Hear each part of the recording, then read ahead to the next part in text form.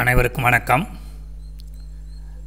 நம்ம இன்றைக்கி எதை பற்றி பார்க்க போகிறோன்னா ரிலாக்ஸ் வீடியோ, என்டர்டெயின்மெண்ட் வீடியோ அது பார்க்க போகிறோம்.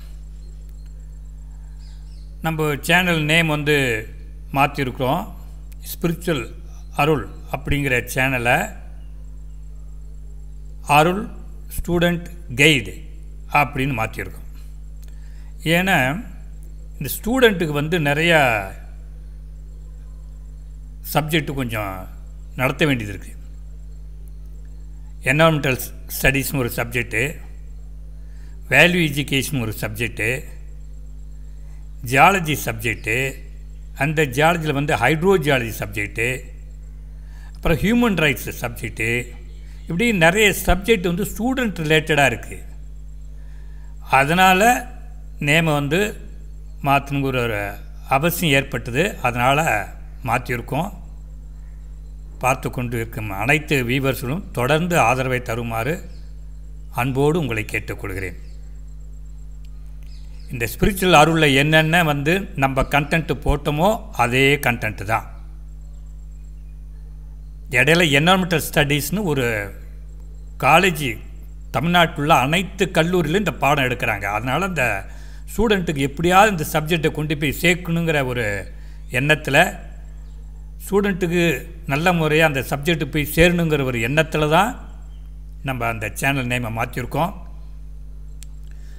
வழக்கம் போல் மோட்டிவேஷ்னல் ஸ்பீச், ஆன்மீக கருத்துக்கள் அது வீடியோ வந்துக்கிட்டே இருக்கும். ரிலாக்ஸ் வீடியோ வந்துக்கிட்டே இருக்கும். திருக்குறள் ஒரு அதிகாரமாக அதுவும் வந்துக்கிட்டே இருக்கும். அது இல்லாமல் தான் இப்போ நான் சொல்கிற மாதிரி சப்ஜெக்ட் சம்மந்தப்பட்ட வீடியோ வந்துட்ருக்கோம். அதனால் உங்களை இன்னும் ஒரு முறை கேட்டுக்கொள்கிறேன். அனைவரும் ஒத்துழைப்பு தருமாறு அன்போடு கேட்டுக்கொள்கிறேன். வாங்க வீடியோக்குள்ளே போகலாம். இந்த ரிலாக்ஸ் வீடியோவில் நான் வலியுறுத்துறது என்னன்னா, எப்பயும் ஆனந்தமாக, மகிழ்ச்சியாக, சந்தோஷமாக இந்த இறைவன் கொடுத்த பிறப்பு, மனித பிறப்பை மகிழ்ச்சியாக இருக்கணும் அப்படிங்கிறத வலியுறுத்துகிறேன். அதுக்கு நம்மள்கிட்ட ஒரு நகைச்சுவை உணர்வு இருக்கணும். அப்போ தான் எதையும் எளிதாக கடந்து போகலாம். அகத்தின் அழகு முகத்தில் தெரியும்பாங்க. நம்ம மனசில் வருத்தம், சோகம் இருந்தால் அது முகம் வெளிக்காட்டிடும். நம்ம என்ன தான் முயற்சி பண்ணி சிரிக்கிற மாதிரி இருந்தாலும் சில பேர் கண்டுபிடிச்சிடுவாங்க. அதனால் எவ்வளோ குறைகள், வருத்தங்கள் இருக்கலாம், அதெல்லாம் மறந்து நம்ம பணி வேலை செவ்வனே செய்யணும்னா, நல்லபடியாக நடக்கணும்னா அந்த நகைச்சுவை உணர்வு நம்மள்கிட்ட இருக்கணும். நான் முதல் சொன்ன மாதிரி எல்லாம் மோதிரம், வளையல், நெக்லஸ் எல்லாம் போட்டுவாங்க. பொன்னால் ஆன நகைகள். அந்த பொன்னால் ஆன நகையை விட நம்ம முகத்தில் வரும் புன்னகை தான் நம்மளுக்கு பேரழகாக இருக்கும். அதனால் என்றும் புன்னகைத்தபடி முக மலர்ச்சியோடு இருப்போம்.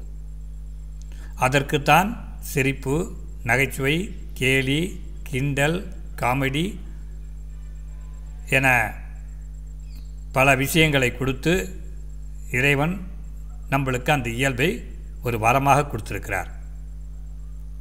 நம்முடன் நகைச்சுவை உணர்வு இருந்தால் டென்ஷன் குறையும், உடல் ஆரோக்கியமும் புத்துணர்வும் பெறும், கவலைகள் மறந்து போகும்,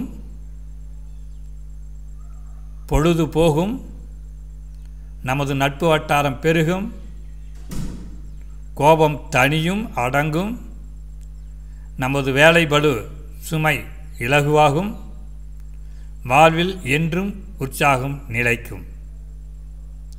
வாய்விட்டு சிரித்தால் நோய்விட்டு போகும். இந்த நகைச்சுவை உணர்வு சிரிப்பதினால் நம்முடைய ஆயுள் நீட்டிக்கப்படும்.